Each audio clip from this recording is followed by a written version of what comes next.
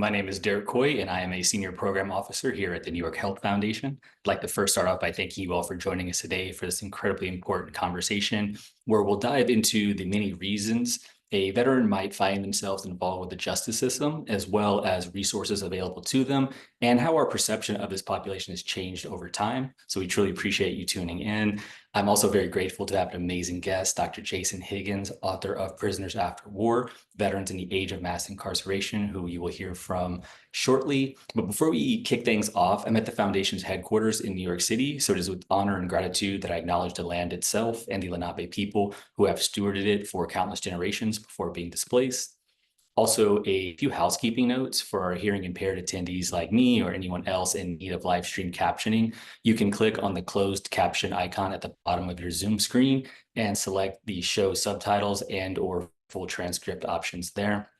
In addition to our excellent guest, we have a great audience joining us today. So feel free to send comments and questions into the chat box and share any contact info or resources you like there as well. We'd love to hear from you, and I will try to sneak in any questions I can.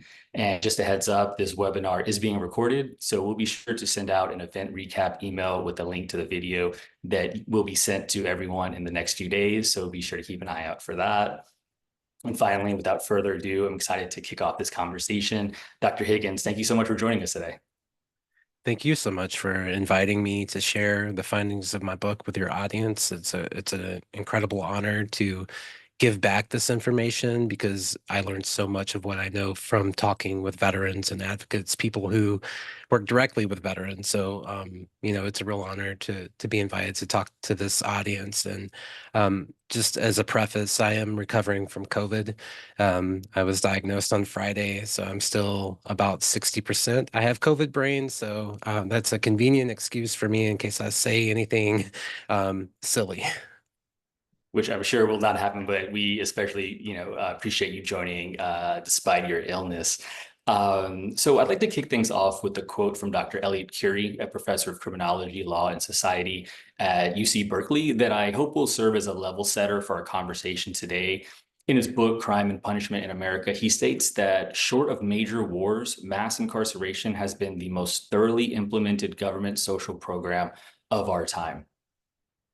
I bring that up specifically because he's not referring to, incarceration in general, rather something precise, the idea of, quote, mass incarceration, which is a focal point of your book. So before we focus in on how military veterans are affected by this in particular, can you tell us what we're talking about when we say the age of mass incarceration?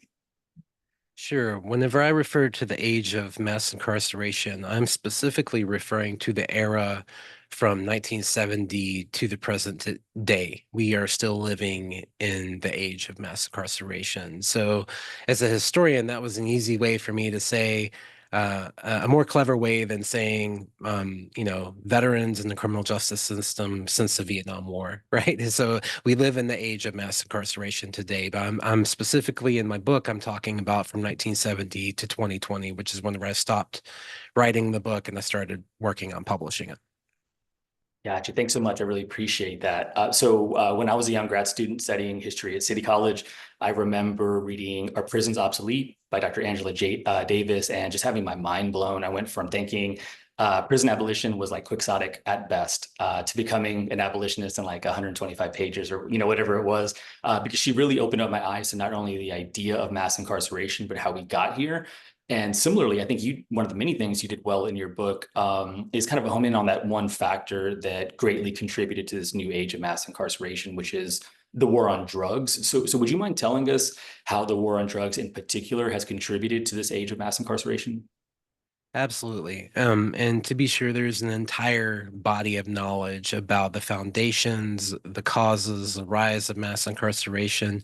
For anyone really interested in the numbers, you can follow at what's called the Prison Policy Initiative. You can follow them on Twitter or X, and they daily provide information that's really jarring about, how many people are incarcerated, how many people live in the aftermath of incarceration, people living on parole, people who can't vote. Michelle Alexander aptly calls mass incarceration the new Jim Crow because there are about 19 million people in the United States who cannot participate in democracy due to having committed a crime for which they've already paid their cost to American society by serving time in prison. And it's worth pointing out that this is extremely racialized. I mean, it changes in different eras and different moments in time, but African Americans are essentially about 12 to 14% of the US population, but anywhere from 40 to 50% of the prison population. So it's extremely racialized. Um, so what role does the war on drugs play in this new era? I would say it's pivotal. It's monumental. I mean, the again, as much scholarship has been written on mass incarceration, similarly, authors have tried to, argue about the consequences of the war on drugs, the various facets involved in it. But I'll just kind of point to the language, war on drugs. I mean, in many ways, that indicates how policymakers approach crime and substance use and mental health. It's a war. It gives rise to a militarized police state. um, it shows how policymakers on both sides of the political aisle become tough on crime rather than looking for, healthcare solutions, social justice programs that can provide economic opportunity to people who struggle through poverty. Essentially, after the defunding of mental health hospitals, the United States embarks on a campaign to essentially punish people who struggle with mental health and substance use, since the 1970s. So, um, I suspect we'll get more into the relationship between the war in Vietnam and the war on drugs throughout this conversation. So I'll just kind of point to a really central part of the problems that give rise to mass incarceration is whenever President Nixon rises to power in 1968, he takes what the Johnson administration had established as a Great Society program and funnels millions of dollars away from social uplift, from housing, from employment training opportunities to welfare, and education programs into building more prisons. It gives that authority to the state to decide how millions of federal dollars are spent, and they start building more militarized police, more prisons. So that's a huge turn in American history, is the Nixon administration and how the U.S. government has invested its money and its resources not in solving the problems of crime and mental health and substance use, but punishing them by prison. Yeah. Um, and we know that, more money, more prisons does not solve crime. We know that 50 years later. It's what it's actually done is created an intergenerational cycle of poverty, imprisonment, and more crime. Thank you so much for that overview. As you mentioned, this is very complex. There's a lot of folks that have contributed to the scholarship, and it's hard to kind of boil down, but you did a great job of that. So I really appreciate that context. Appreciate And, that. going back to that quote from Dr. Curry, where he mentioned, major wars being the only exception for being the most thoroughly implemented government social program of our time.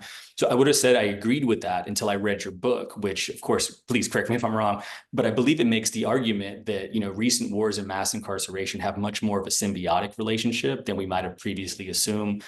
Something I believe you referred to as the military carceral state, I believe. So two questions for you. Is this relationship a bit more symbiotic than most folks would think? And two, generally speaking, how are military veterans in particular affected by this new age of mass incarceration? Those are two really big questions. So, essentially, what I argue in my book is that the rise of mass incarceration traces back to the era of the Vietnam War. And specifically, let's look at 1971. There were reports by Colonel Robert Heinel, who, after visiting Vietnam, said that American troops in Vietnam were dispirited, they were drug-ridden. He reported mass fraggings of officers, and some of you may know what I mean by fragging, but for those who don't, either the threat to kill a commanding officer or the attempt to kill. Race relations were at a breaking point. There was racial violence, anti-war resistance, not only in the U.S., but in the the military as well was at an all-time high. Daniel Ellsberg had just released the Pentagon Papers that blew the whistle on all the lies the U.S. government had told the American public about the war in Vietnam. The anti-war movement in the United States is at its pinnacle in 1971, and that's whenever Nixon declares a war on drugs.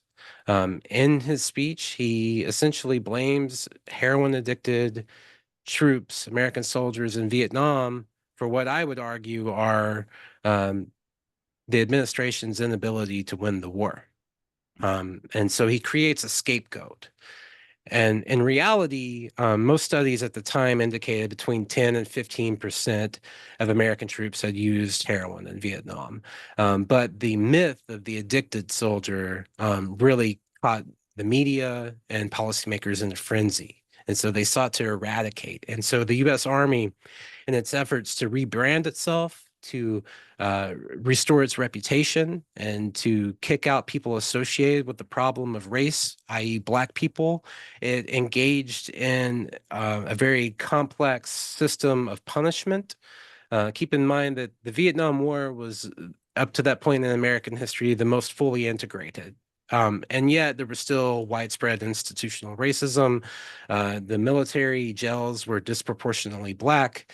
There were very few Black officers. There were very few Black lawyers, military lawyers, even fewer Black judges. And so it should come as no surprise that, the number of people incarcerated in military jails they mirror American prison systems, and that they're disproportionately Black. Of course, Black soldiers and their advocates, politicians, Black journalists had pointed out this problem for a long time, and they had recognized the problem of institutional racism and the problems with less than honorable discharges. So in this moment, what happens is people are being punished in the military disproportionately, African Americans who are associated with these problems. The Nixon administration had promised treatment. However, most people, if they were kicked out of the military with other than honorable discharges, they were denied benefits. They came home from the war in Vietnam with all the problems that we associate with that era, without access to the VA, without access to the GI Bill, without counseling services available to them, without disability benefits. Of course, not all the people kicked out with these discharges had even used drugs. Some of them may have been punished for very minor offenses, such as, changing their military uniforms, like adapting them, writing on their helmets, using profane language, things that in the field, it didn't matter. If you were in the field in Vietnam, if you were out in combat, most people didn't give a shit what you wrote on your helmet. But whenever you went back to the rear in front of the white officer class, a lot of these GIs were getting in trouble for minor things, especially by 1971, as the Army is starting to withdraw from Vietnam. And so what you have, I'll just throw out some numbers for you. From 1966 to 1969, only a couple hundred less than honorable discharges were issued each year. That number increases exponentially after Nixon is elected. So it's 6,900 in 1970, over 12,000 by 1971, this year I'm talking about, and then over 25,000 by 1972. So as the U.S. military is withdrawing from Vietnam, it's also kicking out a disproportionate number of Black Vietnam veterans without benefits. Yeah, so you touched on so much there that I think kind of be a recurring theme throughout this conversation, because there's such important ideas and topics to kind of continue reiterating. We've been focusing on this new age of mass incarceration, but I'd like to, widen the aperture a bit and look at the period before, which I think is worth juxtaposing for context. And to tee that up, I'd like to, reference an article from June 1946 that was published by Prison World. It was the official publication of the American Prison Association. I bring that up because in it, it points out that, approximately 1 in 5 men admitted into custody were World War II veterans. But it says, hey, prison officials, and this is written by prison officials, saying we're encouraging administration to make sure that no veteran that was incarcerated was discriminated against, made sure they had access to their benefits. And this is pretty wild. We're connected to a VSO so that they can help with the transition out of the justice system and back into their civilian life. And I was really taken aback by this because it mentions that the quote, the feeling of belongingness in any social relationship has been recognized as a rehabilitative factor. So, based off this, it seems like, oh, wow, we've known how to serve, best serve incarcerated veterans since the end of World War II. However, in your book, and as you just mentioned, not every era has been treated the same, especially when we're talking about my beloved Vietnam veterans. So would you mind, if you'd like, maybe just elaborating more on, how Vietnam veterans in particular were wrapped up in this age of mass incarceration, and maybe compare that to the newer generation of veterans? Right.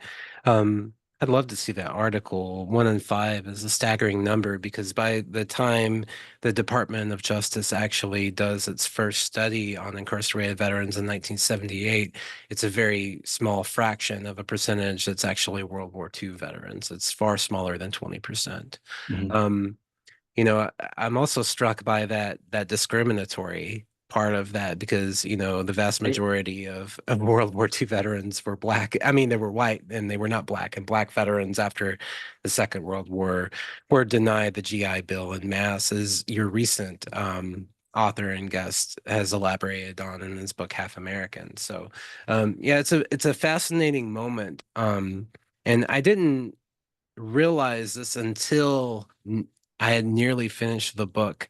I was reading an appendix in a congressional testimony from 1979, and then what it revealed to me for the first time was that there had been U.S. government initiatives to contact, identify, and rehabilitate veterans in the criminal justice system since the end of the Second World War. So Mhm. what you're referring to.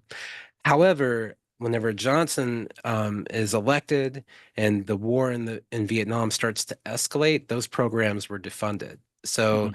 in order to deal with the expectation of a mass influx of casualties in 1965, the Johnson administration orders the VA to start investing its resources and time in dealing with casualties rather than veterans in the criminal justice system. And it wasn't again until 1979, that the US government again starts to investigate and provide resources to incarcerated veterans. We can talk about the reasons why these problems come to the surface and the attention of the Carter administration and the advocacy of Vietnam veterans in specific at some point, I hope, because it's a really powerful story of how veterans have organized, especially from within the criminal justice system and with advocates such as yourself who are supporting them at the federal level. Um, it's a big question. World War II and Vietnam are entirely different wars. They're entirely different eras. The demographics of the US military had changed radically during that time too. Some people might cynically say that, it's at this moment that the US military is becoming more diverse, that the GI Bill is actually not as beneficial, so some of these benefits are starting to be rolled back by the Vietnam War era. I'm not quite that cynical. I don't think it's a one-to-one relationship that because there are more Black soldiers in the Vietnam War era, that the federal government is being a little less generous with GI Bill benefits. But it's a different era. It's a different time. It's a different homecoming experience.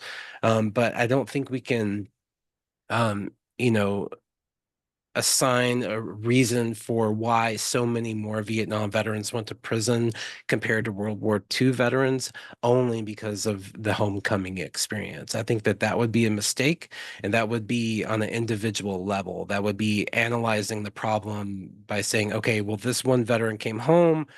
He had an unpleasant homecoming experience. He had difficulties reintegrating into his community. He couldn't talk with his parents about it. He had difficulty finding a job. I say it's limited because we also have to look at federal policy. We also have to look at a global context. We have to look at changes in how the US government is dealing with the massive reintegration of a generation of veterans. So we have to look at all levels of it. Mhm. But I do think there is something to say also about how many Vietnam veterans came home from an unpopular war, dealing with trauma that they didn't have the language to articulate, or they didn't want to talk about it. They didn't have a system in place for them to be able to seek resources, whether it be counseling services. This is, of course, before PTSD is documented in 1980, but they don't have a system in place so that they know about how many government programs are there for them. They don't know how to file for disability compensation for their wounds, for example. So there are significant differences between those eras. And we can also talk about similarities and differences between the Vietnam War and the post 9/11 wars as well. Yeah, absolutely. And thank you so much for that. Would love to get into that. It reminded me of a quote from Jarhead. Anthony Swofford wrote, every war is the same, every war is different. And it's so true. There's so much that's similar and so much that could not be, further, opposed to different circumstances. But Before you kind get of, to your next question, I'll just say that one of the most common things I hear from veterans, and for your audience who might not know, my book is based on oral histories with veterans. I've interviewed more than 130 veterans over the last 10 or 12 years. And one of the most common things I hear is, well, my generation had it bad, but it was nothing compared to the previous generation. If it's Afghanistan war, veterans are talking about the Vietnam War. If it's the Vietnam War, they're talking about World War II. And I have interviewed lots of World War II veterans who would say, we had it bad, but those guys who were in the trenches in France, they had it worse. And then the second most common thing I hear is, I've shared things with you I've never told anyone, especially my family. Mhm. Sorry, I And interrupted you. no, no, I appreciate that. I feel like that really resonates, and I can totally relate, as a veteran myself. So kind of, in a similar vein, not only do you point out the difference, in eras of incarcerated veterans, in your book, we touched on this, but you also highlight, even within a generation, depending on race, in particular, which is a huge factor when we're talking about veterans involved in the justice system. Uh, maybe we could just kind of stay on that topic a bit, and using Black military veterans as an example. How has this population in particular been disproportionately affected by the age of mass incarceration? Well, African Americans in general were disproportionately affected in the age of mass incarceration. This rings true for Black veterans as well. But one of the most shocking realizations of this entire project, something that confused me at first, but maybe we can put this out to your audience to think about and to help understand why, is that African American veterans were slightly less likely to go to prison or jail compared to African American civilians. However, white veterans are more than twice as likely to go to prison or jail compared to white civilians. Hmm. That's the shocking one to me. And so, I realized that at the beginning of this project, and I'm still trying to get my head around that and why that might be. And I think there are many different reasons, especially if you think about, well, during the Vietnam War, 80% of the fighting men were working class. So disproportionately poor communities served in the Vietnam War. In the post 9/11 era, it's more middle class, but it's also more families. So you're more likely to have a father or a grandfather who served. If you're one of the fewer than 1/2 of 1% of Americans who serve today, then you're more likely to be a military family. Um, so if you think about the people who don't have access to education, to college, the ability to resist the draft or evade the draft, rather, to be able to go to a private doctor for a bone spur, for example. If you can't avoid the draft, you don't have the wealth and you don't have the institutional knowledge to navigate the draft, then you're more likely to fight in Vietnam. Of course, African Americans are twice as likely as white soldiers in Vietnam to be killed. And we can talk more about Project 100,000 and why that might be, because it's related. But I do think it's a huge unresolved question, is why are white veterans twice as likely to go to prison compared to white civilians? It might be class, it might be trauma that they experience either before, during, or after the military, and it may be a combination of all of the above. Yeah, certainly. It'd be nice if there was a panacea where it's like, oh no, actually it's just one thing and we figured it out. But I'm sure, as you mentioned, it's so many different factors. But to your point, I'm hoping, folks, joining us on this webinar and the audience are going to think on this, and, this conversation will, continue. But going back to some resources that help me, better understand this topic of mass incarceration, of course, in addition to your book, like so many other folks, I was, taken aback after reading The New Jim Crow, as you mentioned, by Michelle Alexander, for the first time. And I could not recommend that enough for folks interested in the topic. I have absolutely no criticism of the book, but one thing in particular, that she focuses on is Black men, in her book, which of course doesn't paint the larger picture of what's going on. And as you mentioned, Dr. Delmont put me onto a term. We're talking about Jim Crow, but what about Jane Crow? What about the specific discriminatory practices that are affecting Black women in particular? So kind of going back to this theme that, eras are different, it's based off race when you served. Gender is a huge factor as well. And shout out to you for having an entire chapter in your book focused on women veterans. So to kind of shift to that topic, would you mind telling us, how women veterans in particular are affected by mass incarceration? Yeah, unfortunately, the research available on incarcerated women veterans is relatively scant. You may be more familiar with that research, since it's been 2 years since I did the research for this book, since it was published, right? Now it's out of date. The research grows every day, and there are people in organizations and advocacy groups such as yourself who are doing this work. And I had to approach this question um, in a unique way, in that I was in the beginning, I realized that 1 in 3 American military veterans in prison are incarcerated for crimes of sexual assault.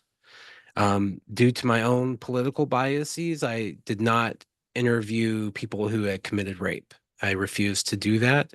Um, but I knew that the problem had to be addressed. And so a large number of the interviews I did were with survivors of military sexual trauma. And that was a very difficult topic to write about, to interview survivors, to transcribe those interviews. Even today, like whenever I was editing the book or reading the proofs of it, that was the hardest chapter to get through, because those stories are so um, powerful, in that the sense of betrayal is really striking to me. How a service member who signs up and enlists in the military and who's willing to put their life on the line for the country, they have to defend themselves not only against foreign enemies but domestic as well within the ranks. So that's a huge problem.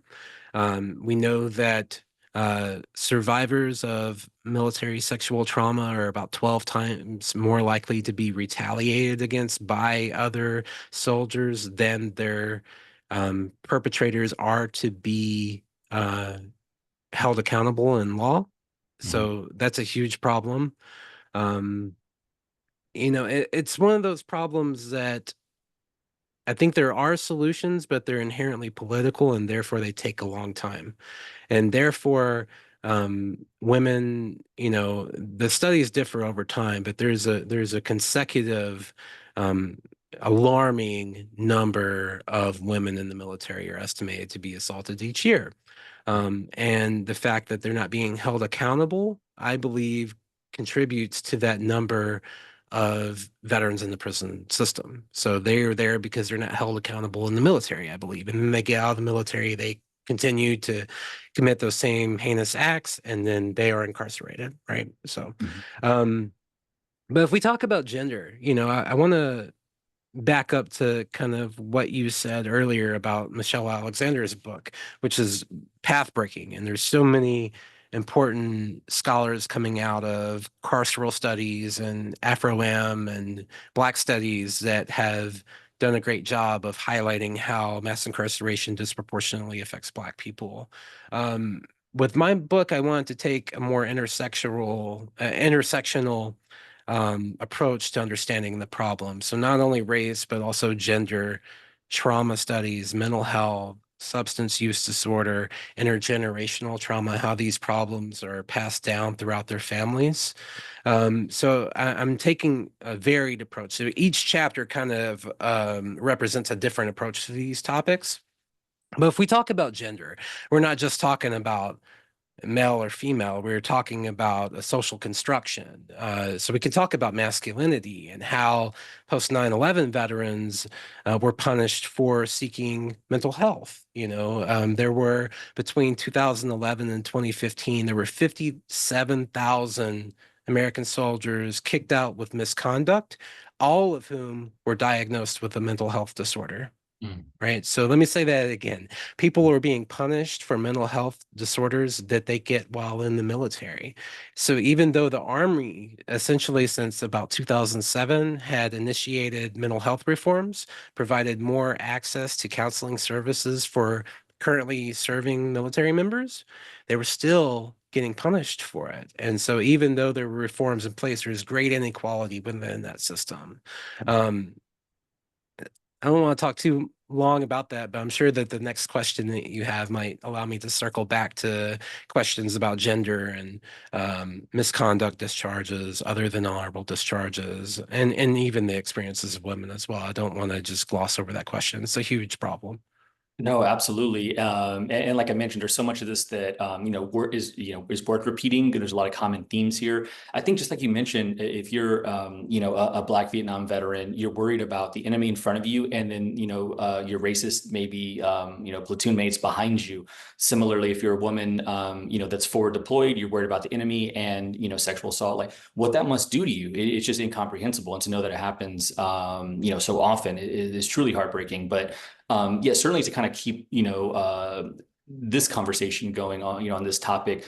Just a few weeks ago, President Joe Biden pardoned potentially thousands of former U.S. service members that were convicted of violating a now repealed military ban on consensual gay sex. So, of course, this is a huge historic win, no doubt, but it also highlights how, as you mentioned, like there are a variety of tools, policies, and practices that have been put in place that allow for just rampant discrimination. There's no other way to put it, and harm within the military ranks. So kind of looking at that kind of intersectional lens as well. Can you tell us, a bit more about, these bad paper discharges, how they've historically impacted military veterans, and maybe a particular focus on the LGBTQ plus community, if that's something you came across in your work? Sure. Before I get to there, I want to address two of the comments in the chat. So Julie Yeah, Perkins says, when the victim is male, it can be debilitating due to sexual connotation. Of course, I've interviewed male survivors of sexual 100%. violence as well, and that's one of those topics that most Americans are not ready to confront. Men are actually more likely to be assaulted in the military because there are more men in the military, right? And that's a heavy topic, but also Sandra points out that there is some intersections between race and racism and military sexual trauma as well. And of course, yeah, you can look at Vanessa Guillen's brutal murder as well as an indication of that. But I also want to point out it would be problematic if I didn't note how many women and survivors have spoken out. They've testified, they've organized in grassroots campaigns to lobby Congress to change the policies. This didn't happen in starting in 2020 either with the I Am Vanessa Guillen movement. Senator Kirsten Gillibrand was working on this back in 2012 and 2013. Uh, the Military Justice Act had been effectively blocked by the former John McCain. There was a fear that if you removed uh, military command, took the commander out of the chain of command in these cases, that it would be political and politicized. And I think that was a mistake. I think that you can't have the people investigating, other officers whenever it comes to this. So there has to be some type of oversight in that. And yeah, Megan C points out Elizabeth Hinton's excellent work. I hope we can circle back to that because her work was really foundational. That came out whenever I first started working on this project, and I want to talk about in specific how veteran treatment courts are effectively reverse engineering how Nixon took the Great Society programs and funneled them into mass incarceration.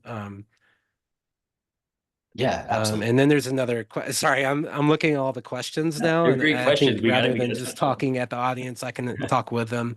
Um, Suicide is a huge problem. I think of what I've in other places described like these triplets of veteran reintegration problems. You have PTSD, suicide, and homelessness. And I think that incarceration inherently should be part of that conversation too. But I think that most Americans, um, they marginalize people in the criminal justice system, and there's just too much cognitive dissonance for them to see people in the criminal justice system as part of the same problem.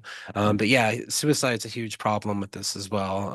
Jim, I haven't done as much work related to veterans in the criminal justice system who also are suicidal or die by suicide. That's an important topic that I really recommend other people to take up as well. Yeah, Um, absolutely. so you talked about discharges.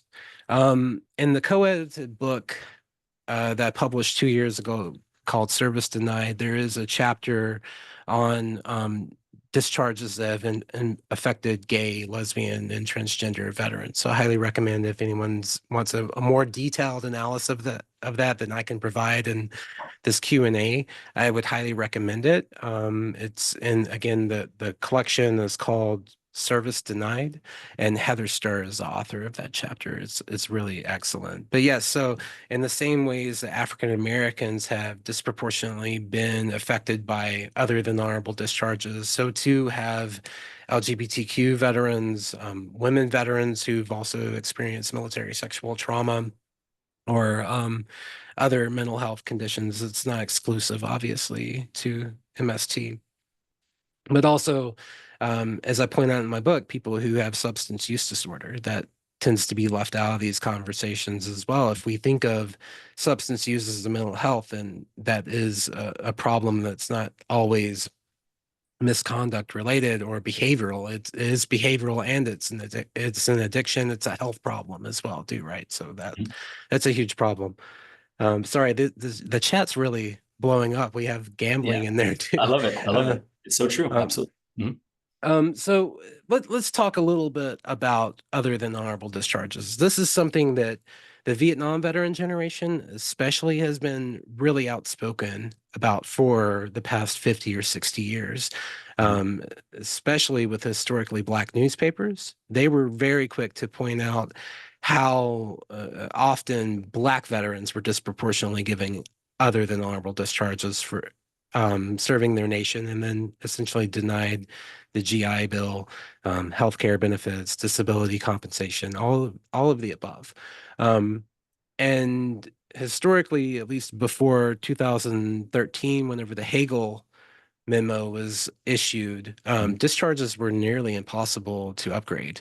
Imagine some members of your audience, raise your hand if you have been involved in the discharge upgrade process, because it's still really challenging. You have to have access to resources, you have to have time, you have to have knowledge of how to navigate institutions and to appeal these discharges. It's really challenging. Veteran treatment courts are engaged in this work at the grassroots level, but I really share, and this might be a preview of one of the questions you have later on for me. Is there something I could change? Like, what would it be? I agree with John Rowan, who was a former president of the Vietnam Veterans of America, that the president should issue a full pardon to those convicted with other than honorable discharges, at least those nonviolent charges. Mhm. There may Mhm. be some limitations to that full pardon, but I really think that that's a huge problem, and and even though there are reforms in place, it still creates that greater inequality within the system for those who don't have access to those who can help, right?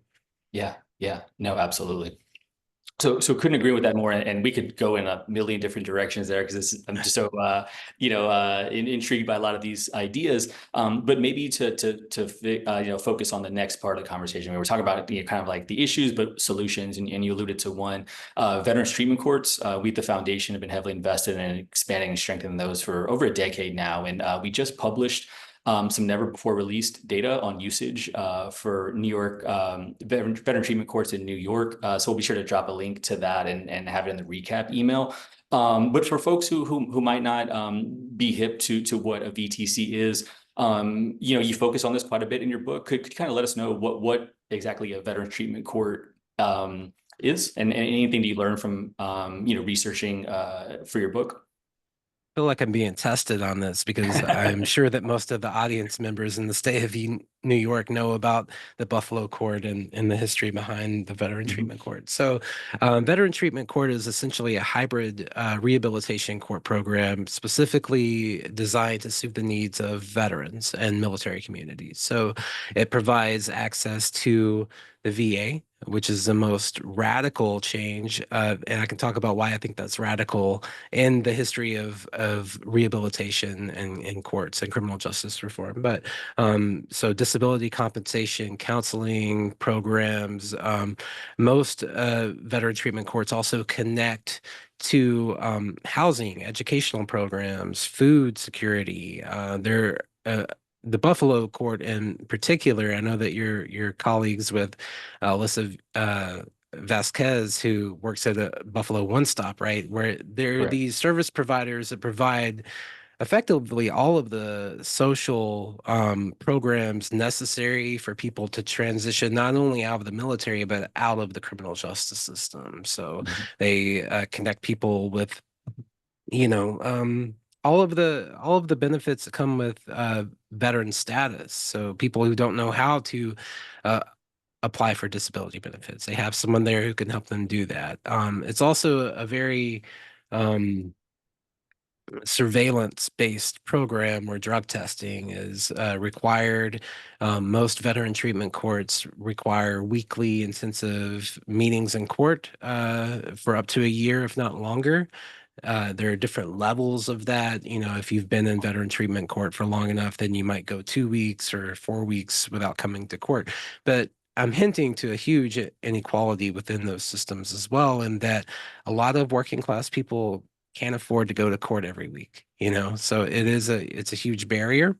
Mhm. But that also speaks to the accomplishments of those who graduate and their determination to avoid recidivism. And they do have some of the lowest recidivism rates in the country. Mhm. Yeah, I think veteran treatment courts are radical. I think that they have the potential to reform how Americans deal with criminal justice. I completely agree. I think it goes back to kind of like that Foucault notion of what are we doing in this institution? Are we rehabilitating folks or not? And one's clearly leading towards one path, and what we're doing currently is not. I think you I mentioned feel, this, and again, oh, go ahead. Sorry, I feel like the audience is really helping me out because I have COVID brain. John LaHood says, and the mentor piece, that's huge. I mean, you have volunteer mentors who, they dedicate their time and their energy to providing a mentorship relationship to veterans involved in the criminal justice system. Mhm. Oftentimes, these are retired veterans, they're your Vietnam War generation, and that is a key part of my book is how veteran treatment courts are actually a continuation of a longer tradition of Vietnam veterans organizing, advocating for one another, raising attention to the problems from that veterans face from incarceration to Agent Orange and all of the problems in between. So thank you, John. There's so much more that we could talk about, and that's an essential piece. And that's also another part of the inequality is I read a study that most courts don't actually have mentors. And I think that's a huge failure. I think you have to have that mentor piece. You have to have someone that someone can go to and confide in, and someone who believes in them and supports them and gives them that sense of solidarity and camaraderie that they are missing from the military. That's a great point, 100%. John. Thank you. Yeah, absolutely. Yeah, it goes back to kind of that belongingness that Prison World article said in 1946. We realized what works, and the mentors. Is considered the secret sauce. That's kind of like what really makes VTCs work. And I appreciate you bringing up this continuation. It's not just a VTC started in 2008 with Judge Russell. I'm the president of the Judge Russell fan club. I love that man to death, and give him all his flowers that are due. But he would be the first one to tell you that it's not him that did the courts. it's Jack O'Connor, the Vietnam veteran. He just had the idea, and these Vietnam veterans were saying, "Hey, we're going to take care of each other because we have this opportunity." So seeing that collaboration between different eras, different folks involved, VTCs again, just this beautiful service. But in your book, you mentioned the story of David Carlson. VTCs did not save him, as you mentioned. They're not equally accessible. They're not all the same. They don't all have peer mentors, which again is a secret sauce, one of the 10 best practices you pointed out by Justice for Vets. So to kind of look at solutions, but beyond VTC for the folks that might not have access to them. One of my favorite movies is the 95 film Dead Presidents. So I was delighted to see it referenced in your book, and really, really cool to see the impact that incarcerated veterans play in larger social justice movements. So on that note, would you mind telling us who Ari Sazu Muradazan is and the impact other formerly incarcerated veterans have had on larger prison reform efforts? Sure. Well, that story was one of the first stories that I had come across that wasn't within my own community of incarcerated veterans. So it took me a very long time to find Ari Sezu Moretazan. I had already written the dissertation, had graduated with my PhD, and was revising the dissertation into a book by the time I got connected with him. And I also have to thank Richard Brookshire from the Black Veterans Project, because I was on the phone Absolutely. telling him about my project, and he was like, "You should meet Ari." And I didn't realize that Ari was formerly named Haywood the Kid Kirkland. So if anyone has read Wallace Terry's really famous oral history collection called Bloods, Which you should. his story is in that collection. That's the first time I came across incarcerated veterans in historiography. So Ari Sezu Muredazan, he rejected what he considered to be a slave name, Kirkland. So he changed his name to Ari. He came home in the summer of 1968 in the aftermath of King's assassination. He came back to Washington, D.C. The city was on fire. He had a lot of reintegration problems, but he also had become radicalized in the Vietnam War. He started to see the war as a war against poor people. And he also couldn't get over the fact that he and his other fellow Black soldiers were being asked to fight a war whenever Black Americans didn't have civil rights, So he comes home radicalized, and he comes across the fact that the Department of Treasury is burning old currency. And so he robs a mail truck. He robs a mail truck for like $320,000. Um, the film Dead Presidents is total, excuse my language, is total bullshit. Yeah. Like no one was hurt, no one was shot, Mhm. no one was endangered, essentially, even though Ari does have regrets for that, for causing the fear that of being robbed might cause, but Sure. he goes to prison. He goes to Lorton Reformatory, which is a federal prison outside of Washington, D.C. And I've read some reports that it had a 99% Black population, which is extremely racialized. Um, Wow. I need to find more supporting evidence for that claim because that's pretty staggering. Wow. Absolutely. But what he started doing was organizing veterans from within the prison. So he started what's called the Incarcerated Veterans Assistance Organization. It was a VA office within a prison that was staffed entirely by incarcerated veterans, and they started collecting information, sharing knowledge, petitioning, writing local newspapers, trying to write senators, trying to get disability benefits for people who were in need. And it captures the attention of first the Washington Post and then the Carter administration. So he meets with President Jimmy Carter in 1974, 1975. And then the very next year, President Carter issues a presidential directive for the Department of Justice to begin studying the challenges that incarcerated veterans face. In 1979, he testifies to Congress with other veterans and other advocates. And this is whenever the Department of Justice first releases its first study on incarcerated veterans. And that year in 1978, 1 in 4 people in the prison were military veterans. I mean, that's completely staggering if you think about it. Especially considering the percentage of Americans who are veterans, Mhm. it's extremely disproportionate. Half of them were Black and half of them had other than honorable discharges. So, a key argument that I make in the book is that even though the American public has essentially forgotten or never remembered incarcerated veterans at all, veterans themselves have been on the front lines. They've been testifying, they've been organizing, they've been advocating for disability rights and benefits, for discharge upgrades for a very long time. And so I think that veteran treatment courts are an outgrowth of this previous movement. The Vietnam Veterans of America was founded around the same time as those testimonies to Congress. They, from the beginning, they were advocating for veterans in jail and prison. So they started a legal services division in the VVA. They published a really widespread book called the Vietnam Vet Survival Guide. It Yep. has like an entire chapter on what do you do if you come into contact with the police, and how Mhm. to navigate the criminal justice system, how to raise awareness to PTSD. This is a huge thing that veterans have done nationally, is that they have raised more awareness of how PTSD oftentimes leads to involvement in the criminal justice system. So Ari Cesar Moretazan he's a pioneer in many ways, because even though he obviously broke the law and did his time, he's been advocating for 5 decades and continues to this day to raise awareness of veteran problems, and supports his community. So thank you for asking about him. I can tell you more about David Carlson. Maybe you guys should read the book. It's in the first chapter. His story is the first one I tell. I appreciate it. We were actually chatting about this. I was like, man, I really want folks to read this book. I think one of the best parts is really just hearing from veterans themselves and hearing what they went through, what they experienced. And I do hope that folks check it out. Sorry, I lost some light here. Sorry about that.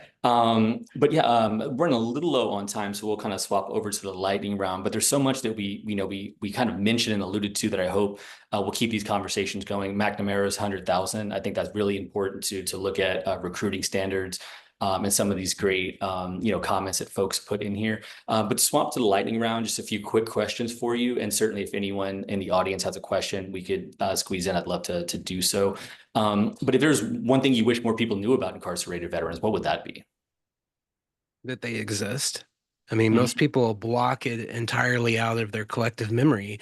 I think that we dehumanize veterans, right? In a similar way that Americans dehumanize people in the criminal justice system. And what I mean by that is Americans either turn veterans into pariahs, the damaged veteran, the broken veteran, or statues, right? Without acknowledgement of all the limitations of the human condition. So I would want people to realize that veterans are humans and they are just as fallible as anyone else. But I also want people to know that if veterans who they hold to this highest level in the hierarchy of US society, we put them on pedestals. If they're vulnerable to the criminal justice system, so are you, and your neighbors are too, right? Um, that's a good question. I could talk more, but I'll keep it going for the lightning's sake. Yeah, no, I appreciate it. We're gonna definitely need to do like a round two of this conversation. But if you could make one change to VTCs in particular to make them more effective, what would that be?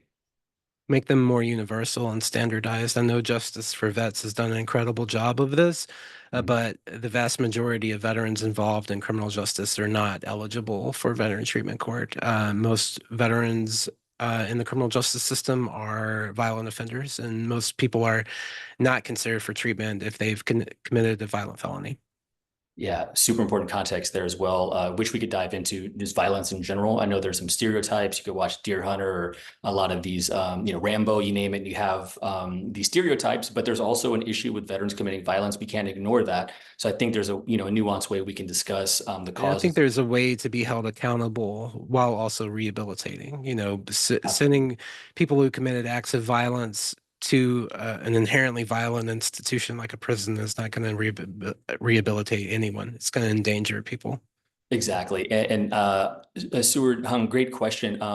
Dr. Higgins actually points out in his book, I believe, a Gold Star mother who becomes a peer mentor for VTCs.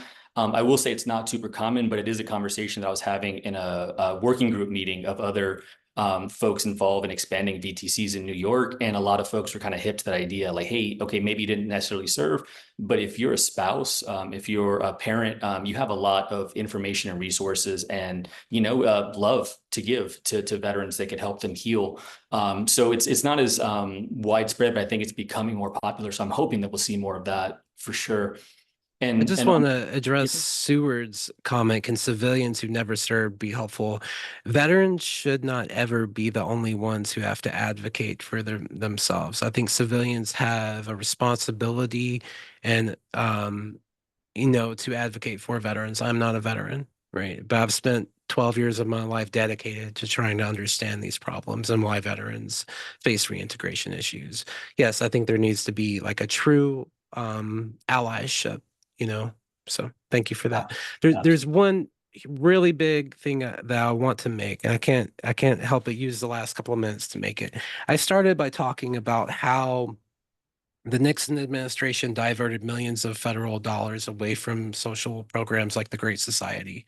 Mhm. The veteran treatment courts, in my mind, they reverted that. They used the power of the VA and the federal government to put it into a local courtroom across the country. So there are I argue that veteran treatment courts are a grassroots movement led by veterans across the United States in these communities where they are funneling federal money into uplift programs like education and housing and all of these things that help people rehabilitate and avoid prison. I think there needs to be some greater understanding in the United States about what leads to incarceration, especially as it relates to trauma, to poverty, to mental health, to substance use. And what veteran treatment courts do is they show that it helps, right? It works. If the federal government invests money into rehabilitation over punishment, it works. People avoid, going back to prison. I think veteran treatment courts show that. What makes them very powerful is that people are willing to give veterans a second chance, right? You have a whole group of veterans who are willing to dedicate their time and their energy and their resources to that mentorship, to providing a second chance. I think we need that across the US, not just veterans. Absolutely. I couldn't agree with that more. One more for you. And we've done, I think, a pretty good job between the comments and our conversation of sharing some resources. Any people or organizations to shout out that folks want to learn more about this topic in particular? Um, Organizations, Justice for Vets, the Vet Center, I can't shout out enough. They've been engaged in getting veterans to talk to veterans for a very long time, since the early 1980s, late 1970s. The Vietnam Veterans of America, they are pioneers and getting more advocacy and more lobbying power, more political organizing to Congress. Nothing gets done in this country with the bipartisanship. I mean, not the bipartisanship, but the partisanship that really just derails any progress in the United States. But I think veterans organizations have done an incredible job of kind of navigating that partisan divide and being able to appeal to both sides of Americans in politics. I think that, if I had to name three, those are the ones: Justice for Vets, the VVA, and the vet centers, and all of the veterans doing the work of making those institutions. Absolutely. I think it's unfortunate we have to wrap up. We're running low on time, but I think that's a great way to wrap things up here. Dr. Higgins, truly can't thank you enough for joining us today. Thoroughly enjoyed this conversation and would love to keep it going. But hope everyone in the audience found this discussion as insightful and informative as I have. We did just barely scratch the surface. So for more information on the topic, I can't recommend you checking out Prisoners After War enough. We dropped the link in the chat box for folks that are interested. I'd like to also just quickly give a shout out to my colleagues, Shannon and Maureen on our communications team for all the behind the scenes work to make this happen. It's greatly appreciated. If you're still on Twitter, be sure to follow us at NYH Foundation and myself at Classic Decoy. Also sign up for our newsletter on our website if you haven't already for more details about future events and other updates. And thanks again to our amazing guest, Dr. Jason Higgins, for the incredible conversation with us this morning. And thank you all for joining. Hope everyone has a great rest of their day.